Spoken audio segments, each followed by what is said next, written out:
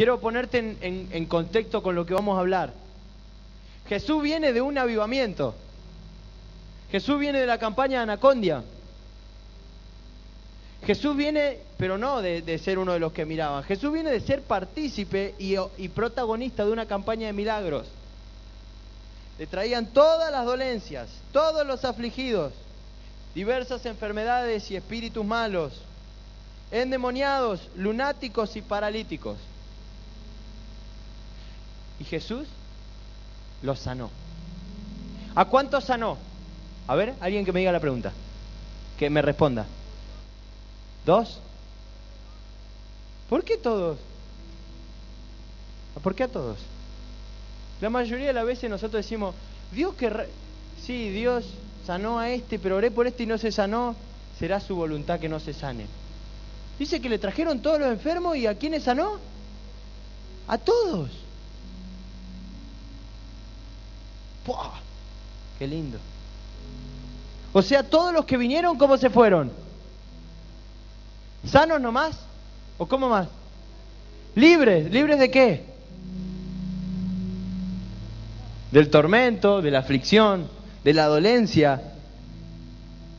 No es lo mismo la aflicción que el tormento, que la enfermedad, que la lunatiquez. ¿Cómo se dice? Que la locura.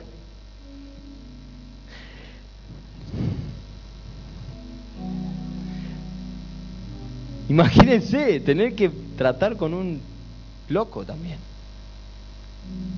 que no sabe para dónde va a disparar. Y lo sanó a todos, y dice, y le siguió mucha gente de Galilea, de Decápolis, de Jerusalén, de Judea y del otro lado del Jordán. Increíble. Y ahora sí, vamos al capítulo 5, versículo 1. Y acá está lo interesante. Y dice que siguiéndole toda esa gente, Jesús vio la multitud. Y dice, ¿qué dice? Y subió a la montaña. Y acá hay un punto importante. Dice que subió a la montaña y dice, y sentándose, vinieron a él sus discípulos. Quiero decirte que en aquella época, cuando un maestro se sentaba, ¿era señal de qué? ¿De qué iba a enseñar? Por eso destaca acá que Jesús subió al monte por la multitud. ¿Por qué? Porque es muy sabio en realidad. Porque si había una multitud, la mejor manera de poder hablar con todos era en una montaña. Yo me lo imagino a Jesús subiendo la montaña y todos siguiéndolo. ¿A dónde va? Nos vamos al cielo, cantaba. Y dice que subió al monte y ahí destaca, y sentándose, vinieron a él sus discípulos. Y dice que los discípulos se pusieron cerca de Jesús. Porque los discípulos buscaban la enseñanza del maestro.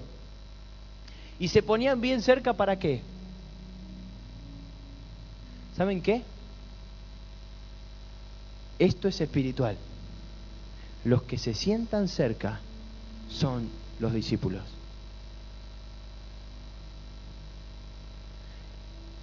Y uno se da cuenta enseguida cuando hay un discípulo, porque busca estar en contacto con el discipulador. Algunos se piensan que pueden decir todas las cosas al frente de cualquiera. No deis lo santo a los perros. Y esto habla de personas, no habla de perros, Ni echéis vuestras perlas, tus mejores cosas, delante de los cerdos. No seas que las pisoteen y se vuelvan y te despedacen.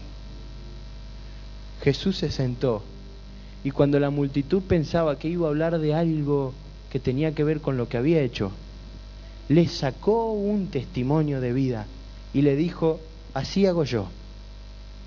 Esta es la vida que ustedes no quieren vivir. Y ustedes quieren que los sane. Y ustedes me siguen. Pero yo les digo que la vida que yo vivo, ustedes no la quieren vivir. A ustedes les cuesta.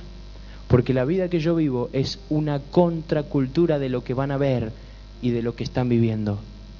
La vida en Jesús es totalmente contraria. Si hay algo que estás haciendo que tiene que ver con lo que pasa en el sistema, quiero decirte, la vida en Jesús es totalmente contraria a la vida del sistema. Eso no quiere decir que seamos rebeldes del sistema, que estemos en contra de todo el mundo. Significa que nuestros principios son distintos, que nuestros valores son diferentes y que estamos planteados en otra realidad.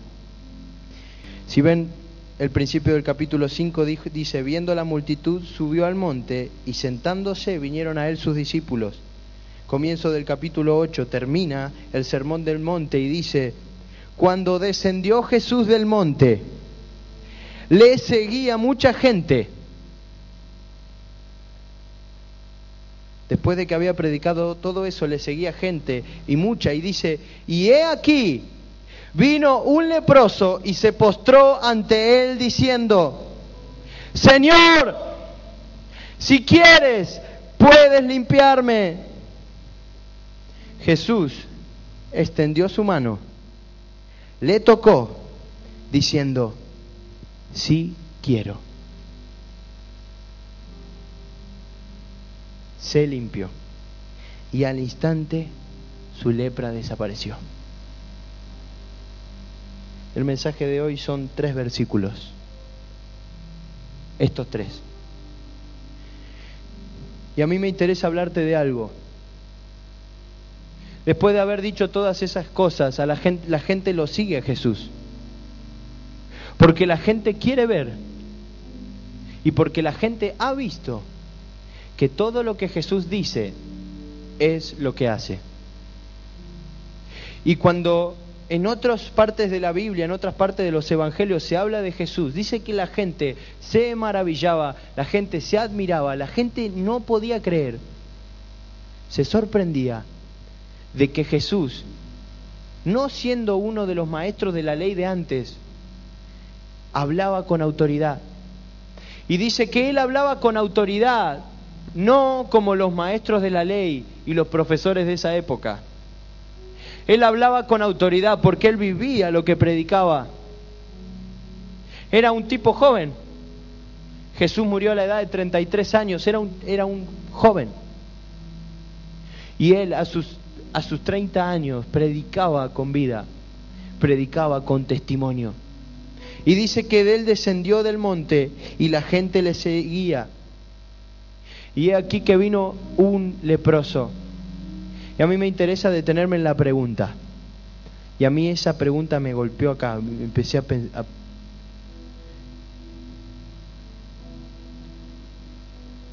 Señor, es una declaración más que una pregunta. Señor, si quieres, puedes limpiarme. Y yo me quedé pensando, ¿cómo este leproso le hace esa declaración?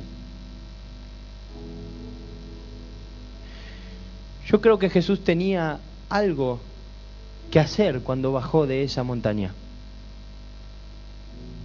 Yo creo que por eso él respondió: quiero.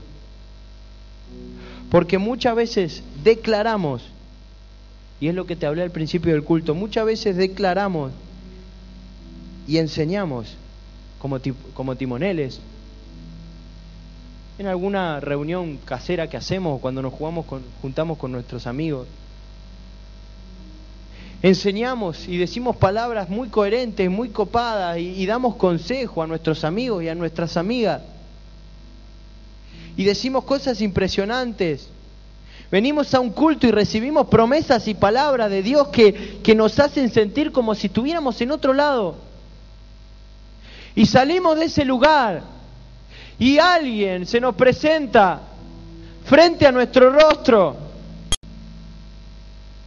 Y sabemos que hay una necesidad y la podemos ver, pero la realidad y la verdadera y cruda realidad de nuestra vida es que en el fondo no queremos que pasen las cosas que la Biblia dice que puede pasar.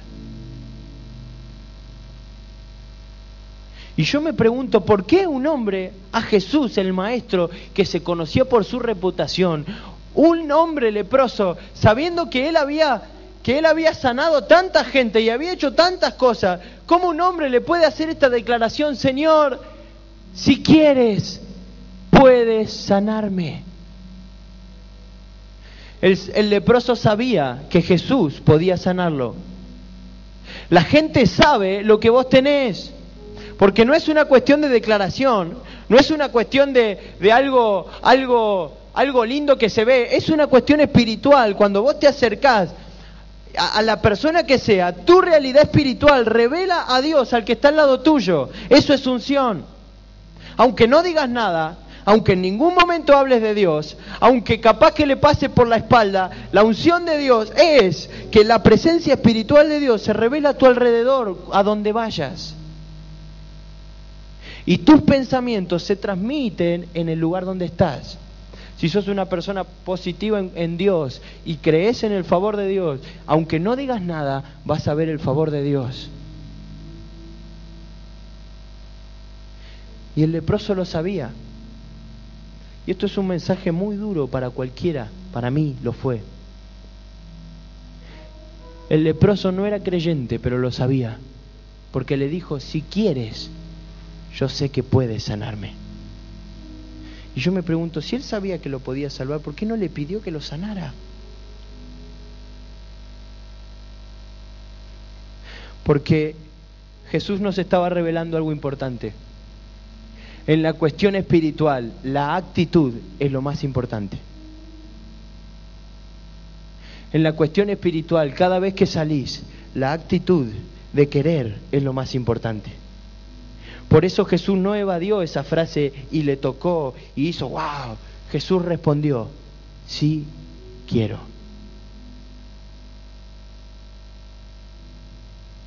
Y después le siguió la declaración, sé limpio. La misma declaración que hizo el leproso hizo Jesús. Sí quiero, sé limpio. Y yo me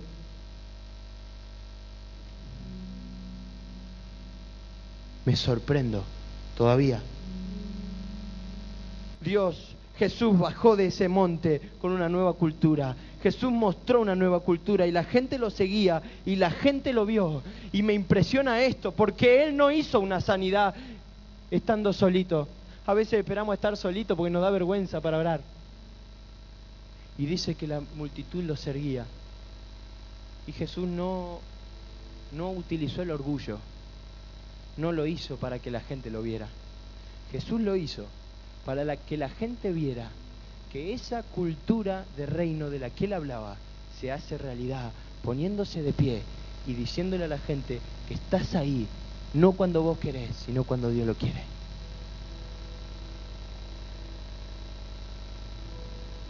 Sí quiero. Yo me impacto siendo Jesús, el Hijo de Dios, que podría haber respondido, ¿y quién te cree que sos vos para hablarme así? Señor, si querés, saname. ¿Quién te cree que sos para hablarme así? Y Jesús se humilló y le dijo, sí quiero. ¿Estás esperando el momento perfecto? ¿Estás esperando a que Dios traiga algo? Yo hoy pensaba que a veces como que vamos organizando actividades sobre la marcha y uno dice, pero esas actividades las organizará el Espíritu, ¿será de Dios? Pero yo creo que cada vez que yo me levanto y determino que algo va a pasar y que tenemos que hacer esto porque es necesario o aquello otro porque es necesario, yo creo que es Dios el que se está moviendo, creo que es Dios el que está activando. Y cuanto más rápido te actives y le muestres a Dios que estás ahí disponible, no solo para enseñar, sino para vivir, no solo para ser iglesia, sino para ser diferente.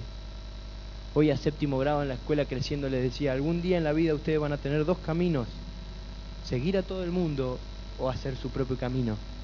En algún momento cuando estén caminando su propio camino, la gente se va a empezar a cruzar al de ustedes y ustedes van a tener que seguir otro camino. Y no lo entendía. Y tenemos un gran ejército de personas que entienden que cuando nosotros queremos, Dios obra.